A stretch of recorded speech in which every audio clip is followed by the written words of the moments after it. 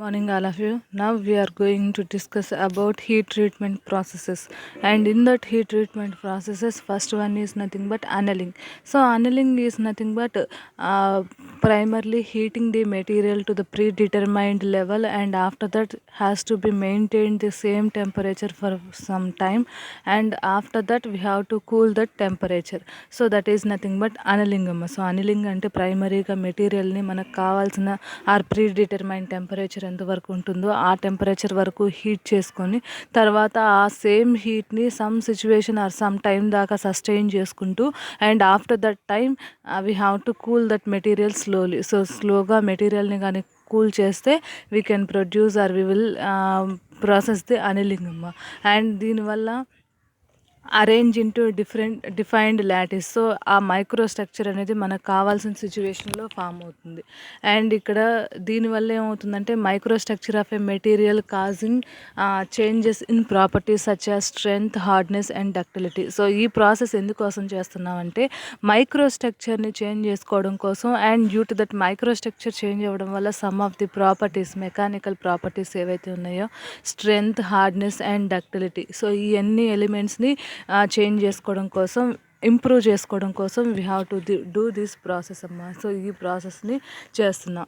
And ఈ ప్రాసెస్లో ప్రైమరీగా 3 స్టెప్స్ ఉన్నాయి. సో ఫస్ట్ స్టెప్లో ఏంటంటే heating the material at the elevated temperature అమ్మ. సో ఎట్ ఎలివేటెడ్ టెంపరేచర్కి ఫస్ట్ ఆఫ్ ఆల్ మెటీరియల్ని హీట్ చేయడం, అండ్ సెకండ్ సిచ్యువేషన్లో మెటీరియల్ని సేమ్ టెంపరేచర్ అనేది సోక్ చేయడం or some of the time maintain చేయడం, and after that very slowly, so స్లోగా మెటీరియల్ని కూల్ చేసుకోవడం రూమ్ టెంపరేచర్ దగ్గర. So that is the processes involved in annealing process. And so annealing పర్పస్కి వచ్చేసరికి, సో అనలింగ్ చేయాల్సిన ఆ హీట్ ట్రీట్మెంట్ తీసుకోవాల్సిన పర్పస్కి వచ్చేసరికి, సో ఈ అనలింగ్ ప్రాసెస్ వల్ల ఇంటర్నల్ స్ట్రెస్సెస్ ఏవైతే ఉన్నాయో వాటిల్ని డెవలప్ అయ్యే బాడీలో డెవలప్ అయ్యే ఇంటర్నల్ స్ట్రెస్సెస్ ఏవైతే ఉన్నాయో వాటిల్ని రెడ్యూస్ చేసుకోవడం కోసం, and during solidification, machining, forging, rolling or welding అమ్మ. సో మనం జనరల్గా క్యాస్టింగ్లో సొలిడిఫికేషన్ చేస్తున్నాము. Next machining, some of the machining process like forging, rolling or welding ఇవన్నీ చేస్తున్నాం అమ్మ. సో ఇవన్నీ చేసేటప్పుడు ఇంటర్నల్గా జనరల్లీ స్ట్రెస్సెస్ అనేవి డెవలప్ అవుతాయి బాడీలో. సో ఆ స్ట్రెస్సెస్ని రిలీవ్ చేసుకోవడం కోసం అనలింగ్ ప్రాసెస్ అనేది బెస్ట్ మెథడ్ అమ్మ. And next improve or restore ductility and toughness. So body మీద machining or some of the work అనేది జరుగుతున్నప్పుడు డక్టిలిటీ అనేది రెడ్యూస్ అయిపోవచ్చు అమ్మ. అలాంటి సిచ్యువేషన్లో అగైన్ డక్టిలిటీని రీస్టోర్ చేసుకోవడం కోసం అండ్ టఫ్నెస్ని ఇంప్రూవ్ చేసుకోవడం కోసం we can use annealing process అమ్మ. And next enhance machinability. So machining ప్రాసెస్ని ఎన్హాన్స్ చేసుకోవడం కోసం ఆర్ ఇంప్రూవ్ చేసుకోవడం కోసం వీ కెన్ యూజ్ అనలింగ్ అమ్మ. And eliminate chemical non uniformity. So inner పొజిషన్లో ఆర్ బాడీ ఇంటర్నల్గా ఏవైతే కెమికల్ కాంపోజిషన్లో డిఫరెన్సెస్ ఏవైతే క్రియేట్ అవుతున్నాయో ఆ ప్రాబ్లమ్ని రెక్టిఫై చేసుకోవడం కోసం కూడా అనలింగ్ అనేది యూజ్ అవుతుంది. And next refrain grain size అమ్మ. సో గ్రెయిన్ సైజ్ని బేస్ చేసుకొని డక్టిలిటీ ఆర్ బ్రిటల్నెస్ ఆర్ ప్రాపర్టీస్ అనేవి వేరీ అవుతాయి అమ్మ. సో ఈ ప్రాపర్టీస్ మనకు కావాల్సిన సిచ్యువేషన్లో ఉండాలి అంటే గ్రెయిన్ సైజ్ అనేది ప్రాపర్గా ఉండాలి. And next reduce the gaseous contents in the steel. So స్టీల్ని ప్రిపేర్ చేస్తున్నప్పుడు సమ్ ఆఫ్ ది గ్యాసెస్ అనేవి ఇంటర్నల్గా డెవలప్ అయిపోతాయమ్మ స్టీల్ మెటీరియల్లో. సో ఈ అనలింగ్ ప్రాసెస్ జరగడం వల్ల ఆ ఇంటర్నల్ గ్యాసెస్ ఏవైతే ఉన్నాయో వాటిని రిమూవ్ చేసుకోవచ్చు. And types of annealing amma. So again coming to annealing, we have number of types are there. Those are, first one is full annealing, next process annealing, stress relief annealing, recrystallization annealing, and spheroidize annealing and isothermal annealing. So first one is full annealing. So heating the steel to a temperature at or near the critical point అమ్మ. So critical point ఏదైతే ఉంటుందో critical point దాకా heat చేసి and holding there for a time period. So some of the time period దాకా same temperature దగ్గర hold చేసుకొని and allow to cool slowly అమ్మ. So స్లోగా కానీ కూల్ చేస్తే ఫర్నేస్లోనే ఈ ప్రాసెస్ అంతా జరిగితే దాన్ని ఫుల్ అనలింగ్ అనేది అంటున్నాం. అండ్ ఎగ్జాంపుల్కి వచ్చేసరికి ఫుల్ అనలింగ్లోకి వచ్చేసరికి హైపో ఎటెక్టాయిడ్ రియాక్షన్స్ జరిగే స్టీల్స్ అనేవి less than 0.77% of carbon is heated to 723 to 910 degrees centigrade అమ్మ. సో ఈ 2 రేంజెస్ మధ్యలో జనరల్గా హీటింగ్ అనేది చేస్తున్నాము ఎటెక్టిక్ స్టీల్స్కి. అండ్ ఈ A3 లైన్ ఏదైతే ఉంటుందంటే క్రిటికల్ లైన్ ఏదైతే ఉంటుందో సింగిల్ ఫేజ్ ఆస్టనైట్గా కన్వర్ట్ అవుతుందమ్మా. సో ఈ టెంపరేచర్ని ఇంక్రీజ్ చేయడం వల్ల ఏమవుతుందంటే ఆస్టనైట్గా స్లోగా కూల్ చేయడం వల్ల రూమ్ టెంపరేచర్ దగ్గర ఆస్టనైట్గా కన్వర్ట్ అవుతుంది. And resulting structure is coarse pearlite with excess of ferrite. So దీనివల్ల మనకి ఏదైతే రిజల్ట్ ఫామ్ అవుతుందో అది pearlite with excess of ferrite. So ferrite and pearlite combination అనేది క్రియేట్ అవుతుంది.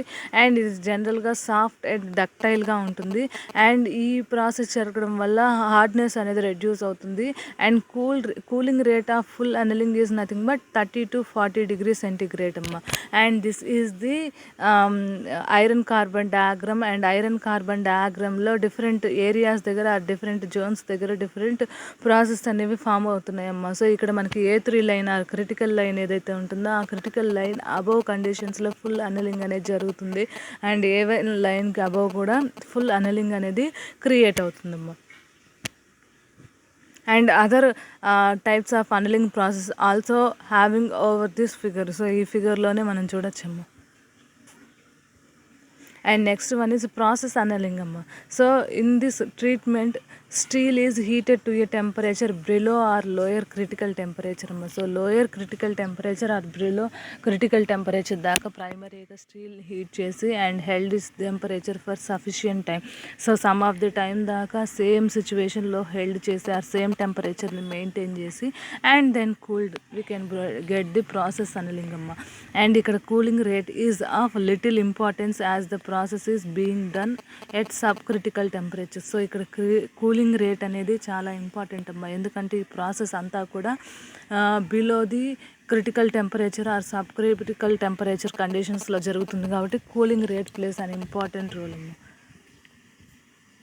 And purpose of this treatment is to reduce hardness అమ్మ. So ఈ treatment వల్ల ఏమవుతుందంటే హార్డ్నెస్ అనేది రెడ్యూస్ అవుతుంది. And to increase ductility of cold worked steel. So దీనివల్ల ductility అనేది ఇంక్రీజ్ అవుతుంది. Further working may be carried out easily.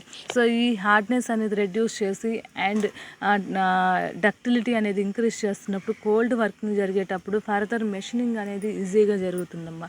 And ఈ process is extensively used in the treatment of sheets and wires అమ్మ. So sheets and wires treatment కోసం మనం ఈ process అనలింగ్ అనేది జరుగుతుంది. అండ్ ఇక్కడ మనం ఫిగర్ కానీ చూస్తే we can see that process annealing annealing category అమ్మ. సో ఇక్కడ చూస్తే we will get at process annealing at below critical temperature అమ్మ. ఈ లైన్ ఏదైతే ఉంటుందో A3 లైన్ అండ్ ఆ A3 లైన్ కన్నా బిలో పొజిషన్స్ దాకా మనం హీట్ చేసి and after that situation we will cool that point అమ్మ. సో దానివల్ల ఏమవుతుందంటే మనకు కావాల్సిన ప్రాపర్టీస్ అనేవి అటైన్ చేసుకోవచ్చు. అండ్ ఇక్కడ ప్రాసెస్ అనలింగ్ రేంజ్ అనేది ఉంది. సో నియర్లీ 600 to 700 కండిషన్స్ దగ్గర we will get this process annealing range అమ్మ. సో ఫుల్ అనలింగ్ ఉంది and other type of annealings ఉన్నాయి. అండ్ వీటిల్లో చూస్తే మనకి this is the process annealing. And ఈ ప్రాసెస్లో parts which are fabricated by cold forming such as stamping, extrusion, upsetting and drawing are frequently given this treatment as an intermediate step. So intermediate step లాగా మన stamping ప్రాసెస్లో use చేయొచ్చు. And extrusion and upsetting and drawing ప్రాసెస్లో ఈ treatment use చేయడం వల్ల more properties అనేవి improve చేసుకోవచ్చమ్మా. And scaling or oxidation can be prevented or minimised by this process, specially if annealed at lower temperatures or in non oxidising areas. So ఈ annealing or process annealing చేయడం వల్ల main advantage ఏంటంటే scaling, అంటే top surface or surface of the material ఏదైతే ఉంటుందో అది అట్మాస్ఫియర్కి expose అవ్వడం వల్ల ఏదైతే ప్రాబ్లమ్స్ అరైజ్ అవుతాయో ఆ ప్రాబ్లమ్స్ అన్నిటిని కూడా మనం ఈ ప్రాసెస్ అనలింగ్లో రెక్టిఫై చేసుకోవచ్చు. అంటే ఈ ప్రాసెస్ జరగడం వల్ల ఆ ప్రాబ్లమ్స్ అన్నీ రిమూవ్ అయిపోతాయి.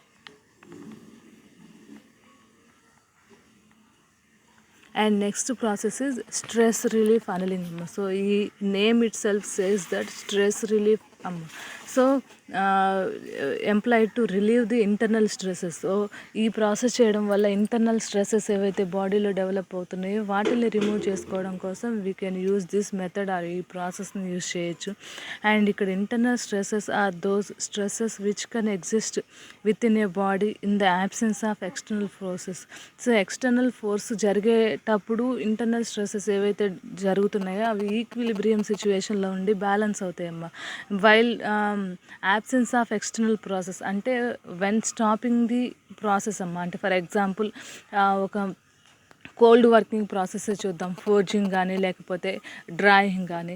సో అక్కడ ఎక్స్టర్నల్ ఫోర్స్ జరుగుతున్నంతసేపు ఇంటర్నల్ స్ట్రెస్ ఏవైతే డెవలప్ అవుతున్నాయో అవి ఆపోజిట్ రియాక్షన్ జరగడం వల్ల ఈక్విలిబ్రియం కండిషన్స్లో ఉంటాయమ్మా.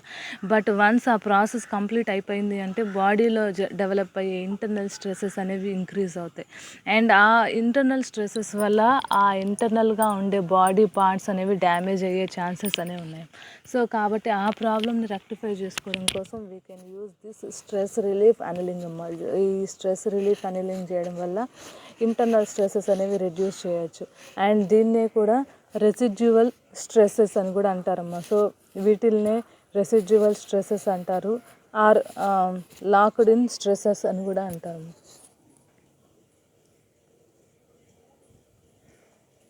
అండ్ ఇక్కడ no microstructural changes occur during the process. So జనరల్గా ప్రీవియస్ కండిషన్లో ఫుల్ అనలింగ్ కానీ లేకపోతే ప్రాసెస్ అనలింగ్లో కానీ సమ్ ఆఫ్ ది మైక్రోస్ట్రక్చర్ అనేది వేరీ అవుతుంది. అంటే గ్రెయిన్ సైజ్ చేంజ్ అవ్వడం కానీ లేకపోతే one condition to other condition microstructure అనేది వేరీ అవుతుంది. బట్ కమింగ్ టు ఈ residual stress or internal stress relief ప్రాసెస్లోకి వచ్చేసరికి ఇక్కడ మైక్రోస్ట్రక్చర్ అనేది ఎటువంటి చేంజ్ అనేది ఉండదమ్మా. సో మైక్రోస్ట్రక్చర్లో ఎటువంటి చేంజెస్ అనేది ఉండవు. అండ్ ఈ ప్రాసెస్కి వచ్చేసరికి ఆపరేషన్స్ అనేవి ఎలా జరుగుతుందంటే solidification of casting and welding, machining and grinding. So ఈ ఎలిమెంట్స్ దగ్గర ఆ స్ట్రెస్సెస్ ఏవైతే డెవలప్ అవుతున్నాయో వాటిని రిమూవ్ చేసుకోవడం కోసం we can use this process అమ్మ. Solidification of casting, welding, machining, grinding, shot peening, surface hammering, cold working, case hardening, electroplated coatings, precipitation and phase transformation. So ఈ కండిషన్స్ ఏవైతే ఉన్నాయో ఈ కండిషన్స్లో మనం స్ట్రెసెస్ డెవలప్ అయ్యే వాటిని రిమూవ్ చేసుకోవచ్చు. And causes of residual stresses. So బాడీలో రెసిడ్యువల్ స్ట్రెసెస్ ఎందుకు డెవలప్ అవుతాయి, ఆర్ ఇంటర్నల్ స్ట్రెసెస్ అనేవి ఎందుకు డెవలప్ అవుతాయి? So first one is thermal factors అమ్మా. సో అంటే వర్క్ జరిగేటప్పుడు due to the temperature variations, అంటే హై టెంపరేచర్ కానీ ఆర్ లో టెంపరేచర్స్ కానీ అటైన్ అవ్వడం వల్ల ఇంటర్నల్గా ఆ టెంపరేచర్ గ్రేడియంట్స్ వల్ల వర్క్ ప్లేస్లో హీటింగ్ ఆర్ కూలింగ్ జరిగేటప్పుడు ఇంటర్నల్ స్ట్రెసెస్ అనేవి డెవలప్ అవుతాయమ్మా. And next one is mechanical factors like cold working జరిగేటప్పుడు ఆ మెకానికల్ కండిషన్స్ అంటే లోడ్ అప్లై అవ్వడం వల్ల కానీ లేకపోతే ఫోర్స్ యాక్ట్ అవ్వడం వల్ల కానీ we can see that stresses in the body అమ్మ. అండ్ నెక్స్ట్ మెటలర్జికల్ ఫ్యాక్టర్స్కి వచ్చేసరికి మైక్రోస్ట్రక్చర్ ట్రాన్స్ఫర్మేషన్, అంటే ఈ కోల్డ్ వర్కింగ్ కానీ ఆర్ హాట్ వర్కింగ్ కానీ జరిగేటప్పుడు due to that acting of heat or other forces add చేసేటప్పుడు మైక్రోస్ట్రక్చర్ అనేది వేరీ అవుతుందమ్మా. And due to this microstructure వల్ల ఏమవుతుందంటే స్ట్రెసెస్ అనేవి డెవలప్ అవుతాయి. And these are the stress relief annealing అమ్మ. So below this critical temperature, sub critical range అంటారు. And ఆ రేంజ్ దగ్గర మనం హీట్ చేసి అండ్ కూల్ చేసామంటే we can reduce the stresses అమ్మ. సో ఆ స్ట్రెసెస్ని రిమూవ్ చేసుకోవచ్చు, ఇంటర్నల్ స్ట్రెసెస్ బాడీలో ఏవైతే యాక్ట్ అవుతున్నాయో. So this is the figure for that. And how to remove residual stresses. So residual స్ట్రెసెస్ని ఎలా రిమూవ్ చేయాలి? So can be reduced only by plastic deformation in the microstructure. Microstructure ఏదైతే ఉంటుందో ఆ మైక్రోస్ట్రక్చర్ని ప్లాస్టిక్గా D Pharm కానీ చేసామంటే మనకి ఆ స్ట్రెస్సెస్ ఏవైతే ఉన్నాయో అవి రెడ్యూస్ అయిపోతాయమ్మా. అండ్ దీనివల్ల this requires that the yield strength of the material be lowered below the value of the residual stress. So residual stress కన్నా ఈల్డ్ స్ట్రెంగ్త్ అనేది లోయర్ కానీ చేస్తే we can reduce that condition. And the more the yield strength is lowered, the greater the plastic deformation. Yield strength ని base చేసుకొని ఆ plastic deformation అనేది range అవుతుందమ్మా. Yield strength అనేది రెడ్యూస్ అయితే ప్లాస్టిక్ డిఫార్మేషన్ అనేది ఇంక్రీజ్ అవుతుంది. And the correspondingly greater the possibility or reducing the residual stress. So yield స్ట్రెంత్ని కానీ రెడ్యూస్ చేసామంటే రెసిడ్యువల్ స్ట్రెసెస్ కూడా రెడ్యూస్ అవుతాయమ్మా. ఎందుకని ప్లాస్టిక్ డిఫార్మేషన్ ఇంక్రీజ్ అవుతుంది కాబట్టి. And the yield strength and the ultimate tensile strength of the steel both decreases with increasing temperature. Again yield strength and ultimate tensile strength అనేది ఎప్పుడు decrease అవుతాయి అంటే టెంపరేచర్ని increase చేసినప్పుడు. బాడీలో టెంపరేచర్ని కానీ ఇంక్రీజ్ చేసామంటే we can reduce those two elements అనమాట. And stress relief annealing ప్రాసెస్కి వచ్చేసరికి plain carbon and low alloy steels the temperature to which the specimen is heated is usually between 450 to 650 degree centigrade అమ్మ. So ఈ plain carbon and low alloy steels ఏవైతే ఉన్నాయో వీటి మీద process జరగాలి అంటే ఆ టెంపరేచర్స్ మనం ఎంత రేంజ్లో తీసుకోవాలంటే 450 to 650 డిగ్రీ సెంటిగ్రేడ్ దగ్గర దాకా టెంపరేచర్ రేంజ్ తీసుకోవాలి. Whereas for hot working tool స్టీల్స్కి అండ్ హై స్పీడ్ స్టీల్స్ కూడా ఈజ్ బిట్వీన్ 600 to 750 అమ్మ. So plain carbon and low alloy స్టీల్స్కి టెంపరేచర్ 450 to 650 తీసుకోవాలి. అండ్ హాట్ వర్కింగ్ టూల్ స్టీల్స్కి అండ్ హై స్పీడ్ స్టీల్స్కి temperature range in between 600 to 750 degree centigrade తీసుకోవాలి. And this treatment will not cause any phase changes. So ఈ temperature దాకా మనం తీసుకోవడం వల్ల ఆ మెటీరియల్ ఆర్ మెటల్ ఏదైతే ఉంటుందో that condition phase will not be changed out అమ్మ. సో సాలిడ్ స్టేట్లో ఉంటే while doing this temperature or while attaining this temperature also it will maintain the same phase అంటే సేమ్ సాలిడ్ ఫేజ్లోనే ఉంటుంది. And but here recrystallization may takes place. ఇక్కడ crystallization అనేది జరుగుతుందమ్మా stress relief annealing ప్రాసెస్లో. And machining allowance sufficient to compensate for any wrapping resulting from stress relief would be provided. So machining allowance అనేవి ఈ process జరగడం వల్ల allowances అనేవి మనం ప్రొవైడ్ చేయాల్సి వస్తుంది. స్ట్రెస్ రిలీవింగ్ అలవెన్స్ అంటే ఫర్ ఎగ్జాంపుల్ ఒక మెటీరియల్ని నేను 10 mm డయామీటర్ తోటి మెషినింగ్ చేశాను. అండ్ నాకు కావాల్సిన ప్రాసెస్ జరగాలి ఆ అనలింగ్ ప్రాసెస్ జరగాలంటే plus or minus some of the variations తీసుకోవాలంటే 10 అంటే 10 mm అంటే 10.2 mm ఆర్ 9.8 mm కానీ మనం మెషినింగ్ ఆర్ ఎలిమెంట్ని కానీ తీసుకుంటే ఈ ప్రాసెస్ జరిగేటప్పుడు అది లైట్గా ఎక్స్పాండ్ అవ్వడం కానీ ఆర్ కంప్రెస్ అవ్వడం కానీ జరుగుతుందమ్మా. సో కాబట్టి మనం వర్క్ పీస్ తీసుకునేటప్పుడు ఈ ప్రాసెస్ జరగాలంటే some of the allowance has to be followed అమ్మా. So these are about the annealing process. So ఇవన్నీ కూడా అనలింగ్ ప్రాసెస్ అమ్మ. And if you have any doubt during this topic you may ask in